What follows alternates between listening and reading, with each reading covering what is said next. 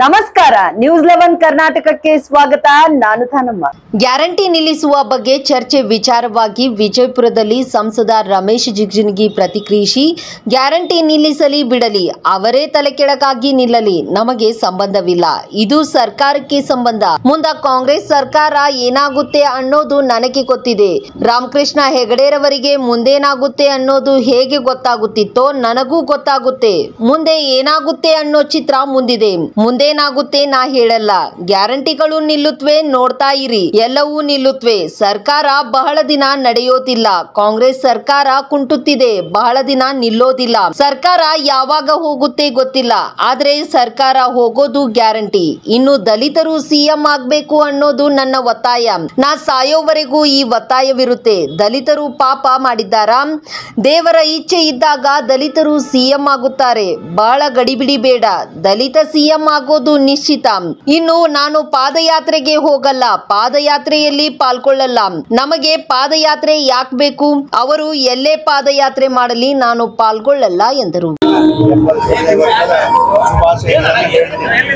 ಯಾರೋ ನನಗ ನಿನ್ನೆ ಕೆಲವೊಬ್ಬರು ಸ್ವಾಮೀಜಿಗಳು ಕಾರ್ಯಕ್ರಮ ಅವ್ರು ನನಗೆ ಕೇಳಿದ್ರು, ನೀವೇನ್ರಿ ಪತ್ರಿಕೆಯೊಳಗೆ ಹೀಗೆ ಹೇಳಿದಿರಿ, ನೀವು ಒಬ್ಬರೇ ನಾನು ಹೇಳಿದ್ರಿ, ಏನಿದ್ರು ಗುಟ್ಟ ಅಂದ್ರು.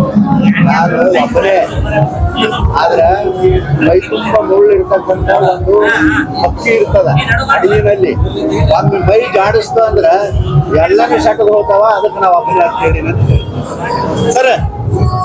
ಈಗ ಇದು ಈಗ ಗ್ಯಾರಂಟಿ ಯೋಜನೆ ನಿಲ್ಲಿಸ್ಬೇಕಂತ ಹೇಳಿ ಕೆಲವು ಸಚಿವರು ಹೇಳ್ತಾರೆ, ಇನ್ನು ಕೆಲವರು ಇರ್ಬೇಕಂತ ನೋಡ್ರಿ. ಅವ್ರಿಗೆ ಬಿಟ್ಟಿದ್ರಿ, ಅದು ನಿಲ್ಲಿಸ್ತೀರಿ ಬಿಡ್ಲಿ, ಇಲ್ಲಾಂದ್ರೆ ಅವರೇ ಗಚ್ಚುಗಳು ನಿಂದಿರಲಿ. ನಮ್ಗೇನ್ ಸಂಬಂಧ? ಅದು ಅವ್ರಿಗೆ ಸಂಬಂಧಿರಪ್ಪ, ಸರ್ಕಾರದವ್ರಿಗೆ ನಿಂದಿರ್ತಾನೆ, ಅವ್ರಿಗೆ ಬಿಡುವಂಗವ್ರಿಗೆ ನಾವೇನ್ ಮಾಡೋಣ? ಅಲ್ಲ, ನೀವು ಮುಂಚೆನೆ ಅಂದಿದ್ರಿ ಈ ರೀತಿ ನೋಡ್ರಿ, ನಾ ಯಾವಾಗಾದ್ರೂ ನಾ ಭವಿಷ್ಯ ಹೇಳ್ತೀನಿ ಅಂತಲ್ಲ, ಮುಂದೆ ಏನಾಗ್ತದ ಅನ್ನೋದು ರಾಮಕೃಷ್ಣ ಹೆಗಡೆ ಅವ್ರಿಗೆ ಗೊತ್ತಿತ್ತಲ್ಲ. ಹಂಗ ನನಗೂ ಕೂಡ ಆಶೀರ್ವಾದ ದೇವ್ರು ಕೊಟ್ಟಾಗ ಮುಂದೆ ಏನಾಗ್ತದ ಅನ್ನೋದು ಚಿತ್ರ ನಮ್ ಕಣ್ಣು ಮುಂದೆ ಇದು ಕೂಡ ಅದ. ನಿಮಗೆ ಹೇಳಂಗಿಲ್ಲ, ಏನಾಗತ್ತೆ ಅದ್ ನಿಮ್ಗೆ ಹೇಳಂಗಿಲ್ಲ. ಈಗ ನೀವು ಹೇಳೋದು ಹೇಳಂಗಿಲ್ರಿ. ಹೇಳಿಲ್ಲ ಅಂದ್ರೆ ನಾಳೆ ಆದಂದ್ರೆ ನೀವು ಅಂತ ಹೇಳಿದ್ದೆ. ಇಲ್ಲಪ್ಪ, ಅಂತ ಮನುಷ್ಯ ಅಲ್ಲ. ಗ್ಯಾರಂಟಿ ಯೋಜನೆ ಬಹಳ ದಿವಸ ನಡೆಯಂಗಿಲ್ಲ. ನಾ ರಗಡ್ ಸಲ ಹೇಳಿದ್ರಿ, ಒಂದೇ ಸಲ. ಈಗ ನೋಡ್ರಿ, ಏನೇನ್ ನಿಂದಿರ್ತಾವ, ಎಲ್ಲ ನಿಂದಿರ್ತಾವ. ಈ ತರುಣರಿಗೆ ಹೇಳಿದ್ರಪ್ಪ, ನಿಮ್ಗೆ ತಿಂಗಳ 8 ರೊಕ್ಕ ಕೊಡ್ತೇವೆ, ಇಟ್ಕೊಟ್ಟು ಬರ್ತೇವೆ, ಓಟ್ ತಗೊಂಡ್ರು ₹1 ಕೊಟ್ಟಾರ. ಅವಕ್ಕ ಅದು ಸುಮ್ಮನೆ ರೋಡ್ ಅಡ್ಡಾಡ್ತಾವ ತಗೊಂಡ್ರಿ ಎಲ್ಲರೂ. ಅದಕ್ಕೆ ಇದೆಲ್ಲ ಬ್ಯಾರೆ ಬಿಟ್ಟು ಏನ್ ಹಾಕ್ತಾರೆ ನೋಡ್ರಿ. ಅಂತ ಸರ್ಕಾರ ಇರ್ತದಿಲ್ಲ ನೋಡ್ರಿ, ನಿಮ್ಗೆ ಹೇಳಿಲ್ಲ, ಸರ್ಕಾರ ಬಹಳ ದಿನ ಇರೋದಿಲ್ಲ ಅನ್ನೋದು ಮೊದಲೇ ಹೇಳಿರಿ. ಕುಂಟಾಡ್ಲಕ್ಕಂತದ, ಯಾವಾಗ ಒಂದು ಕಾಲು ಮುರಿತದ ಗೊತ್ತಿಲ್ಲ, ಕೂಡ ಧಡಾಲ ಬೀಳ್ತದ. ಹೌದ್ರಿ, ಅವ್ರ ಸಚಿವರು ಗ್ಯಾರಂಟಿ ಬ್ಯಾಡ ಅಂತಾರ, ಇನ್ನೊಬ್ರು ದೊಡ್ಡ ಮಂದಿ ಬೇಕಂತಾರ. ಅದಕ್ಕೆ ನಾ ಏನ್ ಮಾಡ್ಲಾಗ್ತದ? ವ್ಯಾಲಿಡಿಟಿ ಎಷ್ಟಿದಾರಿ ಸರ್ಕಾರದ ವ್ಯಾಲಿಡಿಟಿ? ಯಾವ್ದ್ರ ವ್ಯಾಲಿಡಿಟಿ? ಸರ್ಕಾರ 5 ವರ್ಷದಾಗ ಎಷ್ಟು ನನಗೆ ಅದು ಗೊತ್ತಿಲ್ಲಪ್ಪ. ಒಟ್ಟು ಹೋಗ್ತದ ಇಷ್ಟು ಮತ್ತೆ. ಈಗ ಸರ್, MP ಆಗಿ ಸಚಿವ ಸ್ಥಾನ ಅಂತ ಕೇಂದ್ರದಲ್ಲಿ ಸಿಗ್ಲಿಲ್ಲ. MP ಆಗಿ ಸಚಿವ ಸ್ಥಾನ ಕೇಂದ್ರಕ್ಕೆ ಸಿಗ್ಲಿಲ್ಲ. ಒಂದ್ ವೇಳೆ ಏನಾದ್ರು ಬಿಜೆಪಿ ಗೌರ್ಮೆಂಟ್ ರಾಜ್ಯದಲ್ಲಿ ಬಂದ್ರೆ ಈಗ ಮತ್ತೆ ನೀವು CM ಆಗುವಂತ ಚಾನ್ಸಸ್ ಇದೆ ಅಂತ.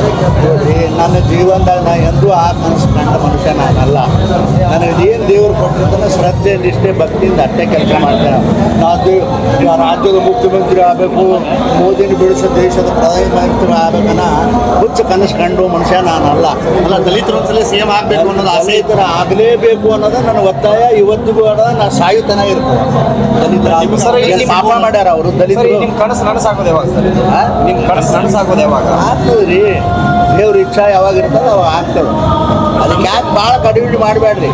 ಆಗೋದಂತೂ ಸತ್ಯದ, ಏನಾಗ್ತದ ಆಗ್ತದೆ. ದೇವೇಗೌಡರು 4.5 ಎಕರೆ ಜಮೀನನ್ನ ಕೆರೆಯನ್ನೇ ಒತ್ತುವರಿ ಮಾಡ್ಕೊಂಡಾರ. ದೇವೇಗೌಡರು ಮಾಜಿ ಪ್ರಧಾನಿಗಳು ಕೆರೆಯನ್ನೇ ಒತ್ತುವರಿ ಮಾಡ್ಕೊಂಡಾರ, ತಮ್ಮ ಹೆಂಡತಿ ಹೆಸರಲ್ಲೇ ಮಾಡ್ಕೊಂಡಾರ. ಯಾರ ಹೆಸರು ಮಾಡ್ಕೊಂಡ್ರೆ ನನಗೆ ಗೊತ್ತಿಲ್ಲಪ್ಪ. ನನ್ನ ಹತ್ರ ಏನು ಪೇಪರ್ ಇಲ್ಲ. ಪೇಪರ್ ನೀವೇ ಯಾರಿಗೆ ಕೊಟ್ಟರೆ ಅಂದ್ರೆ ಬೇಕಾದ್ರೆ ನಾನೇ ದೇವೇಗೌಡರು ಅಂತ ಹೇಳ್ತೀನಿ. ಅಲ್ಲ, ಸರ್ಕಾರಿ ಕೆರೆಯನ್ನೇ ಒತ್ತುವರಿ ಮಾಡ್ಕೊಂಡು ಅದು ತಪ್ಪ. ಒತ್ತುವರಿ ಮಾಡಿದ್ರೆ ಅದು ತಪ್ಪ.